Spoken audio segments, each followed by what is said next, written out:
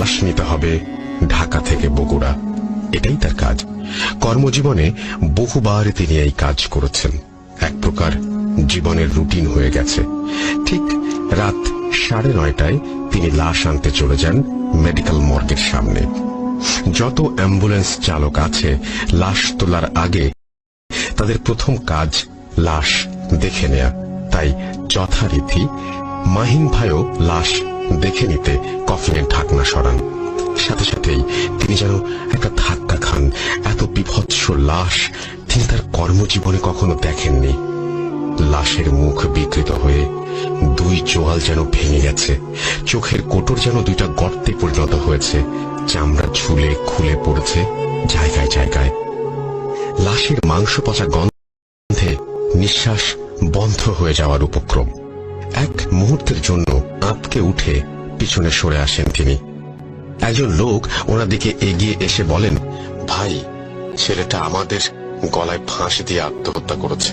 তাকে কবর দেওয়া হয়েছিল, একটা পারিবারিক আইনি জটিলতার কারণে কবর থেকে আবার তুলে তাকে পোস্টমর্টম করার জন্য এখানে আনা হয়েছে। মাহিন ভাই লোকটাকে জিজ্ঞেস করেন, কতদিনের লাশ তোলা হয়েছে? লোকটা ওনাকে বলেন, প্রায় 20 দিনের লাশ তোলা হয়েছে এবং এখানে কদিন ছিল তাই লাশের এই অবস্থা। এরপরে ওনারা লাশের সব ফর্মালিটি শেষ করে কফিনে ভালো করে পেরেক মেরে লাশের কফিন অ্যাম্বুলেন্সে তোলেন। লাশের সাথে ছিল 3 জন লোক, তারা লাশের সাথে পেছনে ওঠেন। মাহিন ভাই আর তার এক সহযোগী সামনে বসে আল্লাহর নাম নিয়ে রওনা দেয় তারা। টেকনিক্যাল থেকে সাভারের মোড় পর্যন্ত তাদের জ্যামে পড়তে হয় এবং প্রায় রাত 11:30 বেজে যায়। সবকিছু ঠিক ছিল, প্রতিবারের মতোই স্বাভাবিক। মাহিন ভাই আর তার সহযোগী নিজেদের মাঝে কথা বলছেন মাঝে মাঝে। ঢাকা বগুড়া হাইওয়েতে তারা পাশ দিয়ে বাস ট্রাক ছুটে চলছে ঢাকা অভিমুখে। ওনারা টাঙ্গাইল মির্জাপুর পার হয়ে যাচ্ছেন। যারা এই রাস্তায় চলাচল করেন তারা জানেন এখানে দুই পাশে আবাদি জমি আর মাঝে হাইওয়ে, এবং হাইওয়ের দুই পাশে বড় বড় গাছ। সেদিনের হালকা চাঁদের আলো আর রাতের গাড়ির হেডলাইট মিলে এক আলো আধারী পরিবেশ করে তুলেছিল হাইওয়ের দুপাশের গাছের সারিতে। ওনার গাড়ি তখন 85 কিলোমিটার বেগে চলছিল। হঠাৎ ধপ করে একটা জোরে শব্দ করে গাড়ি কেঁপে উঠল। মনে হলো গাড়ির ওপরে কোনো ভারী কিছু একটা জোরে এসে পড়েছে এবং গাড়ির গতি হুট করে কমে গেল। অবাক ব্যাপার হচ্ছে, মিটারে 80-র ওপরে গতি দেখাচ্ছে, কিন্তু মনে হচ্ছে গাড়ির গতি। ঘটনার শুরু 2015 সালে। ঢাকার একটা নামকরা মেডিকেল থেকে তিনি একটা লাশ বহন করার ভাড়া পান। লাশ নিতে হবে ঢাকা থেকে বগুড়া, এটাই তার কাজ। কর্মজীবনে বহুবার তিনি এই কাজ করেছেন, এক প্রকার জীবনের রুটিন হয়ে গেছে। ঠিক রাত 9:30টায় তিনি লাশ আনতে চলে যান মেডিকেল মর্গের সামনে। যত অ্যাম্বুলেন্স চালক আছে লাশ তোলার আগে তাদের প্রথম কাজ লাশ দেখে নেয়া, তাই যথারীতি মাহিন ভাইও লাশ দেখে নিতে কফিনের ঢাকনা সরান। সাথে সাথেই তিনি যেন একটা ধাক্কা খান। এত বিভৎস লাশ তিনি তার কর্মজীবনে কখনো দেখেননি। লাশের মুখ বিকৃত হয়ে দুই চোয়াল যেন ভেঙে গেছে, চোখের কোটর যেন দুইটা গর্তে পরিণত হয়েছে, চামড়া ঝুলে খুলে পড়েছে জায়গায় জায়গায়। লাশের মাংস পচা গন্ধে নিঃশ্বাস বন্ধ হয়ে যাওয়ার উপক্রম। এক মুহূর্তের জন্য আঁতকে উঠে পিছনে সরে আসেন তিনি। একজন লোক ওনার দিকে এগিয়ে এসে বলেন, ভাই, ছেলেটা আমাদের গলায় ফাঁস দিয়ে আত্মহত্যা করেছে। তাকে কবর দেওয়া হয়েছিল, একটা পারিবারিক আইনি জটিলতার কারণে কবর থেকে আবার তুলে তাকে পোস্টমর্টম করার জন্য এখানে আনা হয়েছে। মাহিন ভাই লোকটাকে জিজ্ঞেস করেন, কতদিনের লাশ তোলা হয়েছে? লোকটা ওনাকে বলেন, প্রায় 20 দিনের লাশ তোলা হয়েছে এবং এখানে কদিন ছিল তাই লাশের এই অবস্থা। এরপরে ওনারা লাশের সব ফর্মালিটি শেষ করে কফিনে ভালো করে পেরেক মেরে লাশের কফিন অ্যাম্বুলেন্সে তোলেন। লাশের সাথে ছিল 3 জন লোক, তারা সাথে পেছনে ওঠেন। মাহিন ভাই আর তার এক সহযোগী সামনে বসে আল্লাহর নাম নিয়ে রওনা দেয় তারা। টেকনিক্যাল থেকে সাভারের মোড় পর্যন্ত তাদের জ্যামে পড়তে হয় এবং প্রায় রাত 11:30 বেজে যায়। সবকিছু ঠিক ছিল, প্রতিবারের মতোই স্বাভাবিক। মাহিন ভাই আর তার সহযোগী নিজেদের মাঝে কথা বলছেন। মাঝে মাঝে ঢাকা বগুড়া হাইওয়েতে তারা পাশ দিয়ে বাস ট্রাক ছুটে চলছে ঢাকা অভিমুখে। ওনারা টাঙ্গাইল মির্জাপুর পার হয়ে যাচ্ছেন।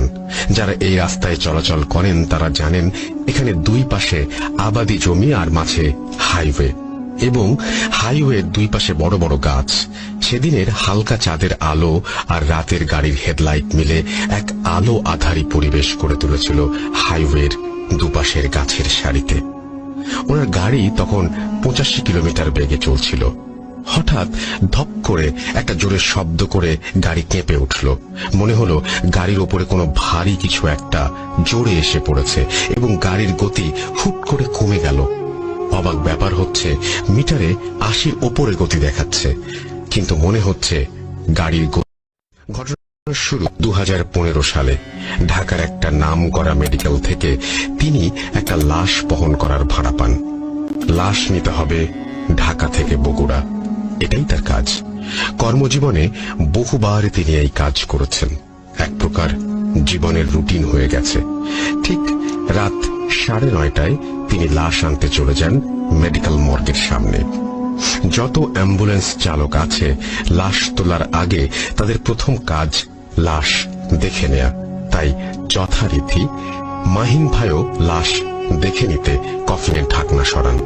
সাথে সাথেই তিনি যেন একটা ধাক্কা খান। এত বিভৎস লাশ তিনি তার কর্মজীবনে কখনো দেখেননি। লাশের মুখ বিকৃত হয়ে দুই চোয়াল যেন ভেঙে গেছে, চোখের কোটর যেন দুইটা গর্তে পরিণত হয়েছে, চামড়া ঝুলে খুলে পড়েছে জায়গায় জায়গায়। লাশের মাংস পচা গন্ধে নিঃশ্বাস বন্ধ হয়ে যাওয়ার উপক্রম। এক মুহূর্তের জন্য আঁতকে উঠে পিছনে সরে আসেন তিনি। একজন লোক ওনার দিকে এগিয়ে এসে বলেন, ভাই, ছেলেটা আমাদের গলায় ফাঁস দিয়ে আত্মহত্যা করেছে।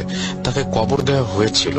একটা পারিবারিক আইনি জটিলতার কারণে কবর থেকে আবার তুলে তাকে পোস্টমর্টম করার জন্য এখানে আনা হয়েছে।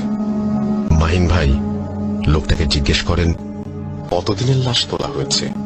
লোকটা ওনাকে বলেন, প্রায় 20 দিনের লাশ তোলা হয়েছে এবং এখানে কদিন ছিল তাই লাশের এই অবস্থা। এরপরে ওনারা লাশের সব ফর্মালিটি শেষ করে কফিনে ভালো করে পেরেক মেরে লাশের কফিন অ্যাম্বুলেন্সে তোলেন। লাশের সাথে ছিল 3 জন লোক। তারা লাশের সাথে পেছনে ওঠেন। মাহিন ভাই আর তার এক সহযোগী সামনে বসে। আল্লাহর নাম নিয়ে রওনা দেয় তারা।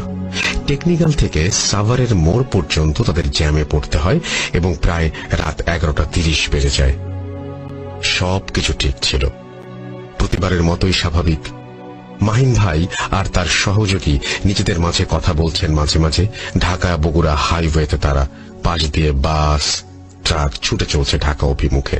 ওনারা টাঙ্গাইল মির্জাপুর পার হয়ে যাচ্ছেন। যারা এই রাস্তায় চলাচল করেন তারা জানেন এখানে দুই পাশে আবাদি জমি আর মাঝে হাইওয়ে, এবং হাইওয়ের দুই পাশে বড় বড় গাছ। সেদিনের হালকা চাঁদের আলো আর রাতের গাড়ির হেডলাইট মিলে এক আলো আধারী পরিবেশ করে তুলেছিল হাইওয়ের দুপাশের গাছের সারিতে। ওনার গাড়ি তখন 85 কিলোমিটার বেগে চলছিল। হঠাৎ ধপ করে একটা জোরে শব্দ করে গাড়ি কেঁপে উঠল। মনে হলো গাড়ির ওপরে কোনো ভারী কিছু একটা জোরে এসে পড়েছে এবং গাড়ির গতি হুট করে কমে গেল। অবাক ব্যাপার হচ্ছে, মিটারে 80-র ওপরে গতি দেখাচ্ছে, কিন্তু মনে হচ্ছে গাড়ির গতি। ঘটনার শুরু 2015 সালে। ঢাকার একটা নামকরা মেডিকেল থেকে তিনি একটা লাশ বহন করার ভাড়া পান। লাশ নিতে হবে ঢাকা থেকে বগুড়া, এটাই তার কাজ। কর্মজীবনে বহুবার তিনি এই কাজ করেছেন।